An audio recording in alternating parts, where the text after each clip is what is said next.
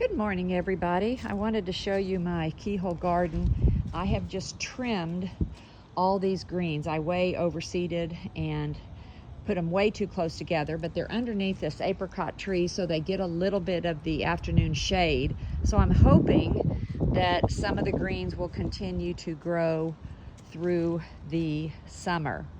I have got probably, I don't know, 10, 12, 13 different kinds of greens in this bed.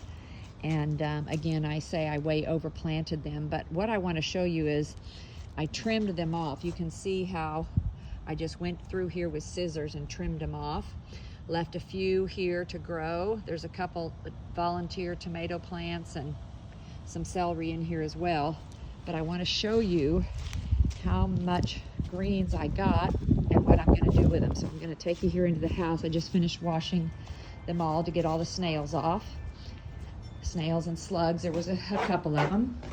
So I've got two huge containers of greens that I'm gonna cut up, all multiple mixed up greens, and I'm gonna cut some and put into my big quart-sized jars.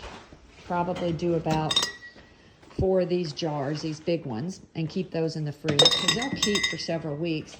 And then I'm gonna cut and freeze the rest of them for soups and smoothies, so I don't waste these greens. I wanted to get them cut, but you can see how much greens I harvested just in one day from that garden, and I've been harvesting daily from that. So if you have an area in your landscape to put greens, I would suggest it. Remember that most greens prefer the cooler weather, so you don't really be planting any greens right now for summer, but they were a good early spring crop and a very good fall crop. So plant your greens when you have a little bit cooler weather.